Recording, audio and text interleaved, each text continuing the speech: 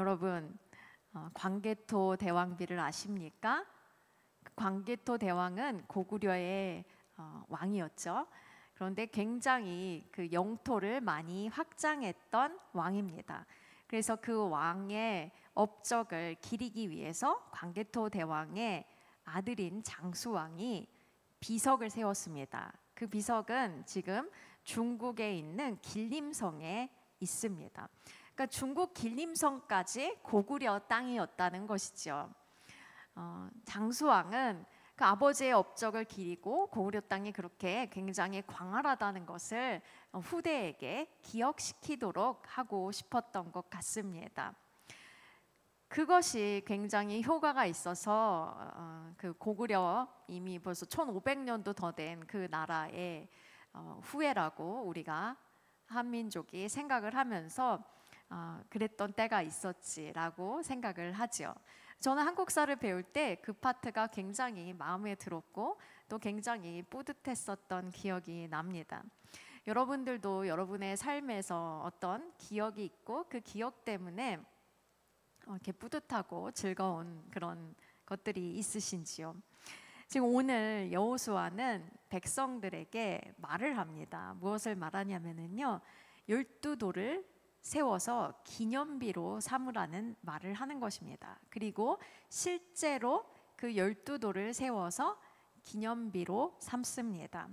근데 그것은 여호수아가 자기 멋대로 그냥 행한 것이 아닙니다. 하나님께서 그렇게 하라고 말씀하셨기 때문에 기념비를 세운 것이지요. 지난주에 어느 본문이었죠? 여호수아 3장이었습니다. 여호수아 3장에는 또 엄청 놀라운 사건이 벌어졌죠. 어떤 일이 벌어졌죠? 요단강이 이스라엘 백성들이 가나안 땅으로 가는 그 길을 막고 있었습니다. 한 번도 가보지 않았던 그 길을 이스라엘 백성이 가야 되는데 요단강이 물이 별로 없었던 때에는 굉장히 이 너비가 좁고 그리고 깊이가 깊지 않았어요.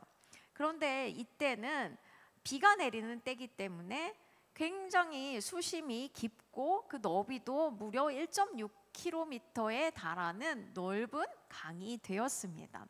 여러분, 며칠 전에 이제 지난주였나요? 지지난주였나요? 비가 엄청나게 많이 왔잖아요. 저희 교회 부근에는 우이천이라고 있습니다. 오늘만 해도 굉장히 그 수심이 얕고 사람들이 이제 거기서 걸어 다니면 발목 정도에 위치하는데요. 비가 올 때는 보니까 인도까지 다 덮친 거예요. 근데 그런 정도가 아니라 훨씬 더 많은 물이 덮치고 있고, 그렇게 물이 많아졌을 때는 물살도 세고 여러 가지로 어려운 점들이 많은 거죠. 인간이 그냥 건너갈 수 없는 그런 강이죠. 그런데 제사장들이 하나님 아버지께서 허락하신 그 임재의 상징인 언약궤를 메고 요단강에 발을 디디니까 갑자기 저쪽에서 아담성 부근에서 요단물이 쌓이는 거예요. 물이 거기에 멈춰 있고 요단강에 마른 땅이 생기게 되는 거죠. 그 땅을 지나서 이스라엘 백성이 요단을 건넜습니다. 그것을 기념하라고 하나님께서 말씀하신 거예요. 근데 그것을 기념하는 방법이 어떤 방법이었냐면요, 이 마른 땅으로 돼 있었을 때, 특별히 그때 당시에 제사장들은 언약궤를 메고 백성이 다 통과할 때까지 그 중앙에 서 있었습니다. 거기서 돌을 갖고 오라는 거예요. 뭐 아무나 갖고 오라는 건 아니고 12지파에서 한 사람씩 대표로 나와서, 그 12지파의 대표니까 12명의 사람들이 각 지파에서 나와서 그 요단강에서 돌을 취해다가 이 이스라엘 백성들이 머무르는 곳, 아마도 요단강에서 10km 정도 떨어지고 그들이 다음 정복해야 되는 여리고성에서 한 3km 정도 떨어진 곳이었다고 해요. 그곳에다가 바로 그곳이 나중에 길갈이라는 이름을 갖게 되는데요, 그곳에다가 12돌을 세우라는 것이었습니다. 그것을 세우고 기념비로 삼으라고 말씀하셨죠. 그래서 여호수아가 바로 똑같이 그대로 했던 거죠. 그 지파에 있던 사람들은 12개의 돌을 가져다가 그곳에 놨죠. 그런데 그것만 한 게 아니라 그 12개의 돌을 제사장들이 있던 바로 그곳 요단 강, 그 마른 땅에도 세우라고 말씀한 것입니다. 그러니까 다시 말하면 돌은 전체 24개였던 거죠. 근데 사람들이 눈으로 볼 수 있는 돌은 길갈에 세워진 그 12돌이고 당장 제사장들이 그곳에서 요단강에서 나오고 나면은 쌓여있던 물이 다시 흘러 넘치기까지 했으니까 그 요단에 세워둔 돌은 눈에 보이지 않았을 수도 있습니다. 그 비가 좀 적게 내리는 그런 시즌이 되면 잠깐 보였을 수도 있겠지만 거의 보이지 않았을 거예요. 근데 여러분, 지금 하나님께서 이스라엘 백성에게 이 12개의 돌을 기념비로 삼아서 하나님 아버지께서 이 요단물을 멈추고 이스라엘 백성이 건너갈 수 있게 하신 것을 기억하라고 이렇게 말씀하십니다. 여러분, 어떠세요? 여러분, 저와 여러분은요, 하나님께서 행하신 일을 기억해야 합니다. 믿으십니까? 하나님 아버지께서 우리에게 베푸신 은혜를 기억해야 하는 거예요. 그런데 거기에만 멈춘 것이 아닙니다. 지금 여호수아가 말을 하기를, 여호수아 말한 거는 자기가 생각해서 말한 것이 아니에요. 우리가 오늘 읽지 않은 4장 앞부분에 보면은 하나님께서 직접 말씀을 해주십니다. 뭐라고 말씀을 하냐면은요, 만약에 너희의 자녀들이 이것이 무엇이냐 이렇게 물어보거든, 하나님께서 요단강을 마르게 하시고 그 통과하게 하셨다는 것을 말하도록 하라, 이렇게 말하는 것이죠. 여러분, 그것입니다. 우리가 하나님 아버지께서 우리에게 행한 일을 기억해야 합니다. 거기에만 멈추는 것이 아니라 우리는 우리의 다음 세대들에게 하나님 아버지께서 우리에게 행하신 일을 전달해 주어야 합니다. 믿으십니까? 하나님께서 우리에게 행하신 일을 다음 세대에게 가르쳐주고 알려주어야 하는 것이지요. 여러분, 그것을 위해서 하나님께서는 12개의 돌을 가져다가 세우라고 말씀하시는 거예요. 여러분, 왜 하필이면은 강에서 돌을 가져다가 세우라고 그러셨을까요? 그리고 강가가 아니고 좀 떨어진 사람들이 앞으로 가서 이제 머물게 될 그 장소, 유숙할 장소, 진을 치고 잠을 잘 그 장소에다 세우라 그런 거예요. 어떤 이유였을까요? 그 냇가에 가면은요, 돌멩이들이 어떻던가요? 동글동글하니 예쁘죠. 왜냐하면 물에 깎여서 마모되어서 이렇게 동글동글해진 돌이죠. 근데 물가에 있지 않은 경우에는 뭐 뾰족뾰족한 경우가 많이 있어요. 근데 지금 육지에 물이 없는 곳에 갑자기 동그란 돌이 있고 주변에 있는 돌들이랑 모양이 다르면 이 돌은 왜 달라요? 왜 다른데 다른 모양으로 생겼는데 이렇게 또 세워져 있습니까? 라고 이렇게 질문을 할 법하죠. 바로 그것을 겨냥해서 말한 거죠. 사람들에게, 후대 사람들에게도 궁금증을 불러일으키고 실제로 하나님께서 정말 요단을 건너게 하셨다는 어떤 그 증거가 될 수 있도록 해주셨다는 것입니다. 여러분, 징표가 있었다는 거예요. 하나님께서 그렇게 하신 것은요, 하나님의 사랑에서 비롯한 것입니다. 하나님께서 이미 한번 이스라엘 백성들이 어땠는지를 보셨어요. 이스라엘 백성들은 이집트에서 나온 다음에 홍해를 건넜습니다. 근데 그들에게 홍해를 건넌 다음에 뭐 그런 기억하라, 뭐 징표를 남겨라 이런 말씀을 하신 적은 없어요. 근데 3일 정도 지나서 물이 안 나오니까 막 불평불만을 쏟아낸 것입니다. 하나님께서 바람이 불게 하셔서 바닷물이 벽처럼 서 있는 그 사이를 통과해 갔는데 그것이 불과 3일 전인데 완전히 까먹어버리고 하나님께 원망과 불평을 했다는 거예요. 그렇게 인간은 연약하고 어려운 존재라는 거예요. 흔들리기 쉽고 갈대 같은 존재인 것이죠. 잊어버리기 쉬운 존재입니다. 하나님의 은혜를 너무나 잘 까먹어요.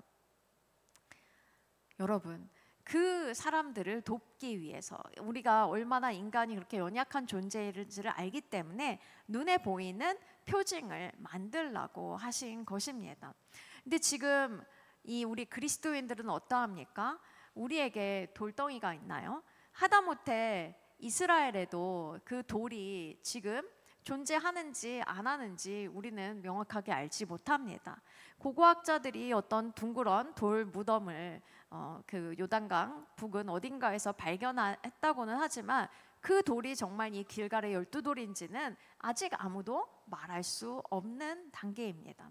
이스라엘 사람들에게 하나님께서 기억할 수 있는 징표를 만들라고 그러셨고 실제적으로 그것이 있었지만 지금 남아있는 것은 없다는 거예요. 그러면 우리는 무엇으로 하나님을 기억하고 무엇으로 하나님을 후대에게 알려줄 수 있겠습니까? 무엇으로 예수 그리스도께서 행하신 일을 기억하고 무엇으로 예수 그리스도께서 행하신 일을 우리의 후대에게 알려줄 수 있겠습니까? 하나님께서는 그래서 우리에게 무엇을 주셨을까요? 예수님이 십자가에 달리시기 전에 제자들과 만찬을 하셨습니다. 맞죠? 만찬을 하셨어요. 마지막 만찬, 최후의 만찬을 하셨습니다. 그러면서 포도주, 떡을 함께 하셨죠. 그리고 그 포도주가 예수 그리스도의 피를 상징하고 또 그 떡이 빵이 예수 그리스도의 찢기신 살을 상징한다는 것을 알려주고 나중에 그것을 행하면서 성찬을 거행하면서 예수 그리스도께서 우리를 위해서 죽으신 것을 기념하라고 그렇게 말씀해 주셨습니다. 여러분, 그리고 우리가 매주 드리는 예배, 그 예배 주일날 드리잖아요. 주일날은요 작은 부활절입니다. 우리가 매주 드리는 그 예배를 통해서 부활하신 예수님을 우리가 기념하는 거예요. 부활하신 예수님을 기억하는 거죠. 그 얘기는 무엇입니까? 우리는요 예배의 자리에 자녀들을 데리고 와야 한다는 것입니다. 우리가 자녀들에게 신앙을 전수한다는 거, 그거는 여러 가지 다양한 방법이 있을 수 있어요. 그런데 가장 기본이 되는 것은 예배의 자리에 자녀들이 참가할 수 있도록 함께 와서 예배를 드릴 수 있도록 한다는 것입니다.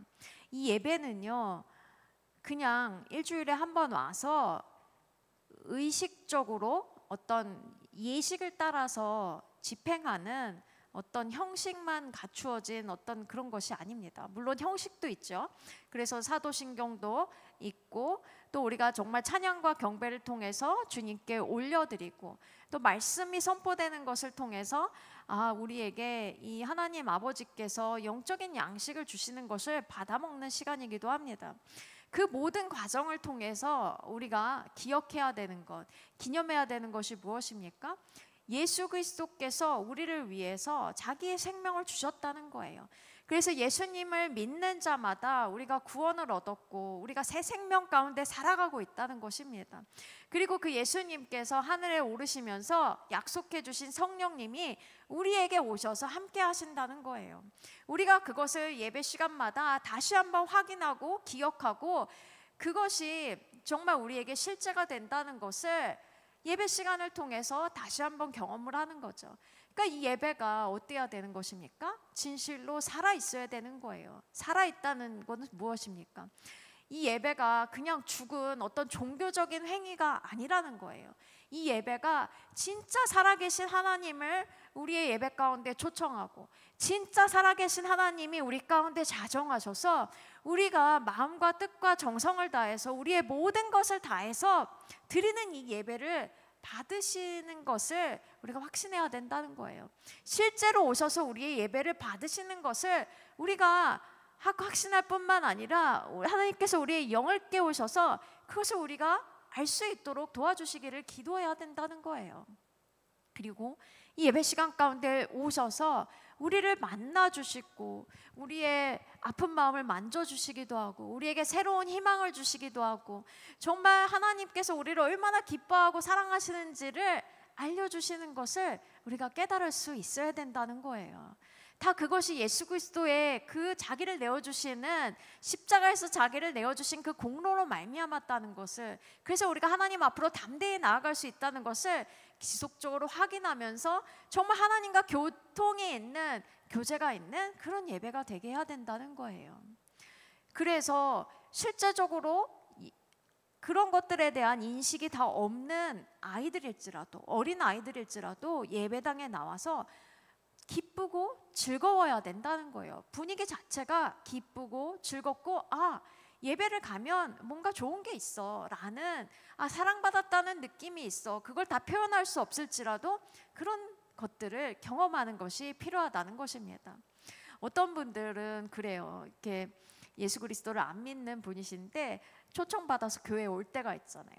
근데 막 갑자기 와서 눈물이 주르륵 흐른다던가 아니면은 기분이 굉장히 상쾌해지고 좋아졌습니다 라고 고백하는 경우도 있습니다. 그런 일들이 우리의 예배 가운데 있어야 한다는 것입니다.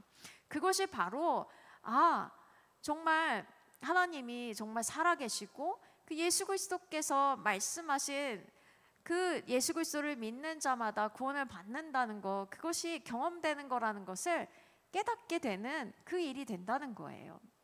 그것이 특별히 우리의 자녀들에게 먼저 있기를 원합니다. 우리만 예배드리고 우리만 주님과 교통하고 우리만 주님께 나아가는 그런 존재가 아니라 우리의 다음 세대들도 바로 우리가 만난 그 하나님을 만나고 또 우리가 만나지 못한 더 크신 하나님을 만나야 한다는 거예요. 그래서 가장 기본이 되는 것은 이 예배의 자리에 함께 하도록 하는 거예요. 이 예배가 바로 우리에게는 열두돌과 같은 것임을 우리가 잊지 않기를 원합니다.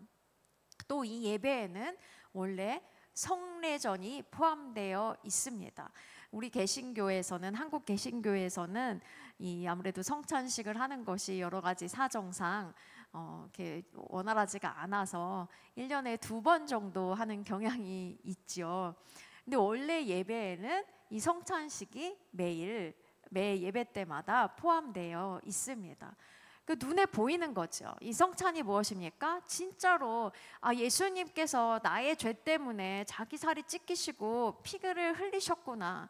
그 예수 그리스도로 인해서 내가 구원을 받았구나. 그 예수 그리스도께 내가 연합된 존재고, 그래서 내가 이제는 내가 사는 것이 아니고 나의 과거의 육이 사는 것이 아니고 새롭게 된 나, 정말 영으로 사는 삶을 사는 거구나 라는 것을 확인하는 거죠. 근데 그것을 우리는 눈으로 보는 거예요. 무엇을 보면서요? 포도주와 떡을 보면서 그것을 기억하는 거지요. 그래서 기념하라고 하신 것입니다. 사실은 성찬식도 좀 더 자주 하는 것이 옳습니다. 그것에 대해서 정말 좀 새로운 방향으로 나아갈 것에 대해서 저도 한번 더 생각을 해보도록 하겠습니다. 그런데 우리가 교회에 와서는 이렇게 예배도 드리고 성찬이 있습니다. 그것으로 우리가 주님께서 우리에게 행하신 일을 기억하고 또 기념하면서 새로운 믿음으로 나아가는 거죠. 과거에 나를 구원하셨어. 거기서 끝나는 게 아니죠. 그것이 과거에 벌어진 사건일 뿐만 아니라 오늘도 내가 예수 그리스도의 보혈로 살아가고 있고, 오늘도 내가 그 예수 그리스도를 인해서 하나님 아버지께 나아가고, 정말 오늘도 내가 주님 안에서 사는 삶, 나로 사는 것이 아니라 성령으로 사는 삶을 산다는 것을 다시 한번 확인하고 또 앞으로도 그렇게 살 것을 결단하는 그것이 필요한 것입니다. 여러분, 그래서 우리는 자녀들이 예배의 자리에 나오는 것을 독려해야 돼요. 요즘 아이들은요, 교회 오는 것이 그렇게 힘듭니다. 큰 교회고 작은 교회고 할 게 없어요. 작은 교회는 친구가 없어서 오는 것이 어려워요, 이렇게 말을 하고요. 또 큰 교회는 큰 교회대로 또 오는 것이 어려워요. 또 그렇게 어려운 이유가 무엇입니까? 또 학업이라는 것 때문에 또 애들이 주일에 학원을 많이 가더라고요. 그러니까 학원에 가야 되니까 교류에 체류할 시간이 없습니다. 공부해야 돼요. 이런 경우가 많이 있습니다. 근데 여러분, 우리가 깊이 생각해야 돼요. 우리에게 영원한 생명 이상으로 중요한 것이 없습니다. 이 자녀들이 정말 하나님이 어떤 분이신지를 알고 예수 그리스도께서 자신들의 인생을 위해서 어떠한 일을 행하셨는지를 알고 자신들의 삶에 하나님이 어떠한 계획을 갖고 있고 또 그리고 어떻게 인도하시는지를 인도함을 받는 것을 깨닫는 것이 그 어떤 것보다도 중요합니다. 그래서 정말 진실로 권면을 드리는 것은 자녀들이 예배의 자리에 나올 수 있도록 계속해서 권면을 해주십시오. 그것은 가정에서 이루어져야 되는 일입니다. 이 통계에 보니까요, 이 과거에는 예수님을 믿지 않는 가정의 아이들도 교회에 나오는 경우가 많았습니다. 근데 요즘은 학교 앞 전도도 굉장히 어려워지고 이 학원 문제도 있고 하다 보니까 이 불신자 가정에서 예수님을 믿게 되는 경우가 드물어진 거예요. 굉장히 어려운 상황이라는 것입니다. 그런 상황에서 오직 교회에 나오는 애들은 믿는 가정의 아이들인 경우가 많이 있다는 것이죠. 근데 이 믿는 가정의 아이들만 그러면 챙기는 것이 좋은 것이냐? 그건 아닙니다. 그러나 이 믿는 가정의 아이들이 자신들이 예배 시간을 통해서 정말 이 복음이 살아있고 정말 진실로 역동적이라는 것을 깨닫고 하나님의 임재를 자기의 삶 가운데서 경험하고 그리고 그 예수 그리스도의 보혈의 그 능력을 자기 삶에서 경험할 때 이 친구들이 변하는 거예요. 그래서 이 믿는 자의 자녀들이 복음으로 변화될 때 이 친구들이 자기 친구들, 불신자 친구들을 전도할 수 있게 되는 것입니다.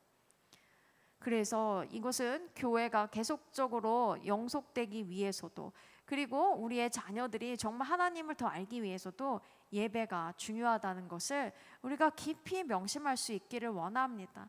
자녀들이 예배의 자리에 나오지 않겠다고 할 때가 많아요. 그리고 막 청소년들은 어떤 분이 미전도 종족이라고 그러더라고요. 말이 통하지 않는 종족입니다. 문화가 다릅니다. 맞습니다. 그리고 막 화를 많이 내요. 그렇다 하더라도 예배 자리에 나올 수 있도록 독려하는 저와 여러분이 되기를 원합니다. 그러면 예배의 자리에 나오는 것, 공예배 가운데 나오는 것만으로 기념하고 기억할 수 있도록 하는 것인가? 다음 세대에게 신앙이 전수되도록 하는 것인가? 하면 그것만이 아닙니다. 우리의 가정 가운데 살아있는 하나님 아버지의 이야기가 있어야 되는 거예요. 무슨 말씀인지 다 뚜렷하지가 않으신가요? 우리 가정 가운데 살아 역사하시는 하나님의 이야기가 있어야 된다는 것입니다. 우리의 삶이 어떻습니까? 모두가 굉장히 평탄하고 형통한 삶을 사는 것 같지만 그 형통의 의미가 다르죠. 성경적 형통은 요셉의 경우를 봐도 하나님 안에서의 형통함인 거예요. 세상의 형통함처럼 모든 것이 다 척척척 잘 되기만 한 것은 아니지요. 때로는 어려움이 찾아오기도 하고 때로는 고난을 겪기도 하고 때로는 우리가 알 수 없는 일을 겪을 수도 있습니다. 근데 그런 상황 가운데서 우리에게 하나님 아버지의 이야기가 있냐는 거예요. 하나님 아버지를 원망하고 하나님 아버지를 떠나고 이런 일이 아니라 그 모든 어려운 상황과 이해할 수 없는 상황 가운데서도 하나님 아버지를 찾고 구하고 하나님 아버지의 선하심을 신뢰하고 또 하나님 아버지의 섭리에 대해서 인정하면서 그 하나님의 그 인도하심을 기다리는 그런 이야기들이 있어야 한다는 것입니다.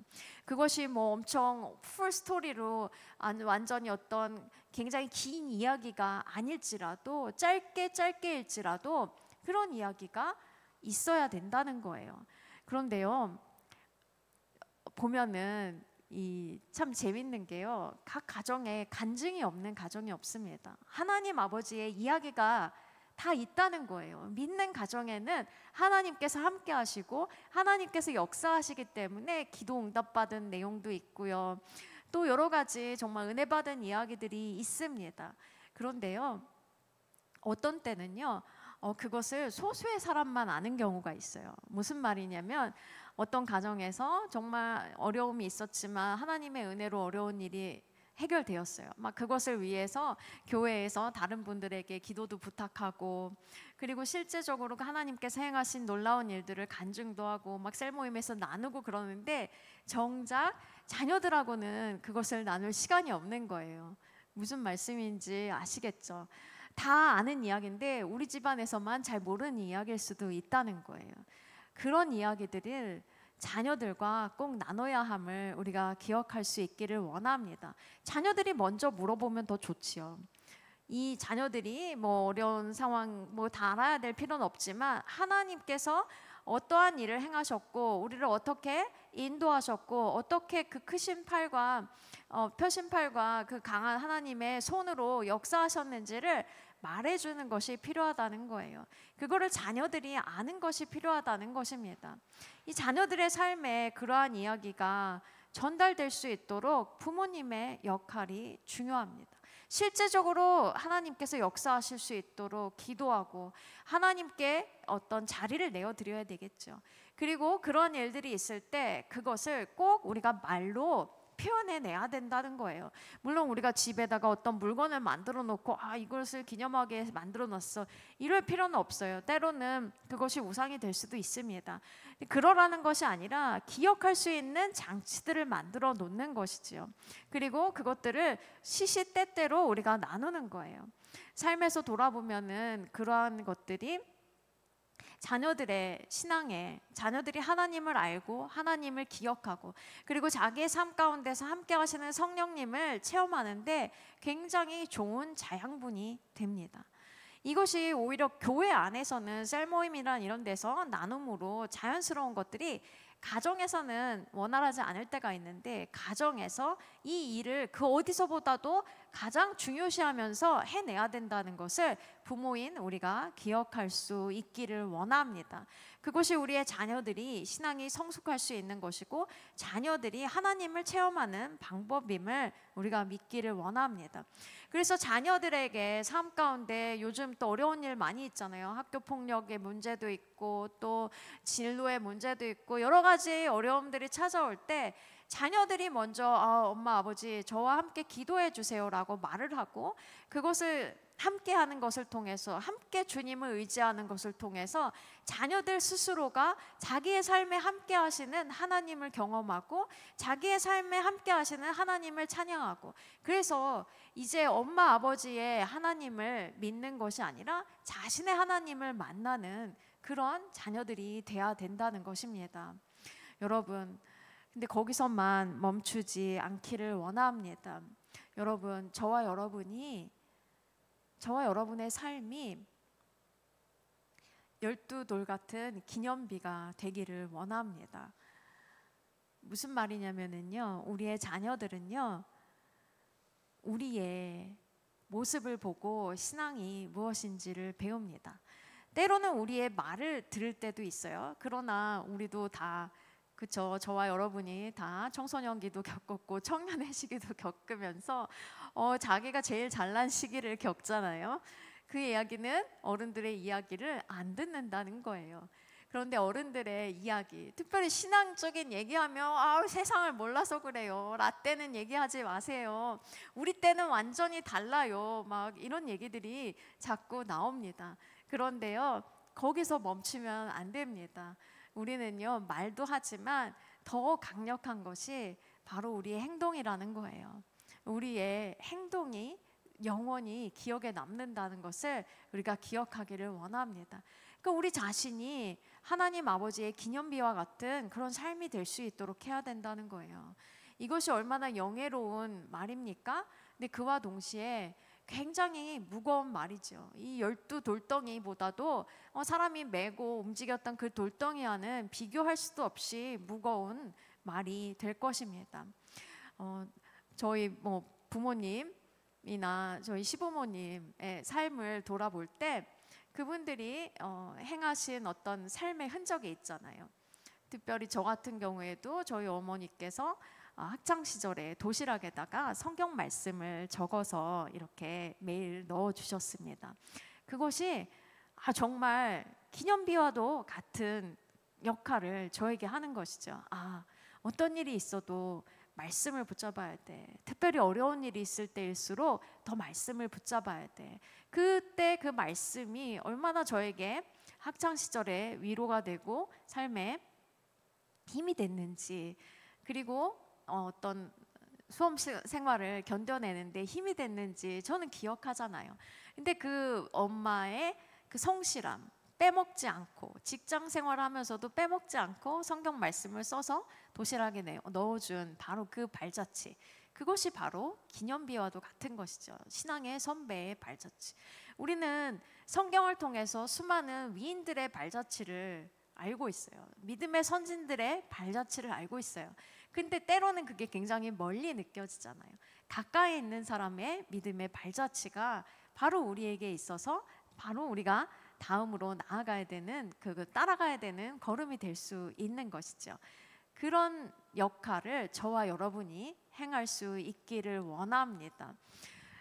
저희 시어머니 같은 경우에는 지금은 작고 하셨지만 정말 기도를 끊이지 않는 분이었어요. 철야하시고 이 산에서도 나무를 뽑으시고 저 산에서도 나무를 뽑으시고, 제가 그걸 다 보진 않았지만 기도를 통해서 쌓아놓으신 하나님과의 그 관계에서 있었던 이야기들을 가끔 이렇게 풀어놓으실 때마다 그것이 얼마나 흥미진진하고 좋았는지를 몰라요. 아, 이러한 삶이 우리 집안에 있었구나, 이런 것들을 기억하며 아, 그렇다면은 우리의 다음 세대들도 이 기도의 사람으로서 이런 이야기들이 풍성하게 있도록 해야 되는구나, 이것들이 마음 가운데 있는 것이죠.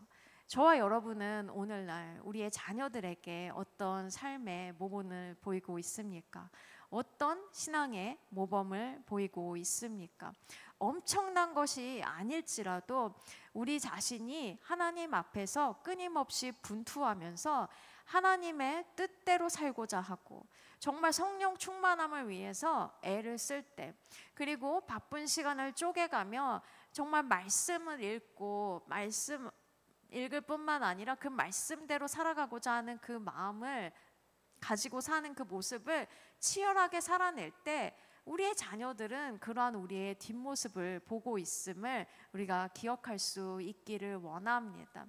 그것이 기념비가 되는 거예요. 아, 신앙생활 가정에서 이렇게 할 수 있지, 이런 것들을 자녀들이 어렸을 때부터 배우게 되는 것입니다.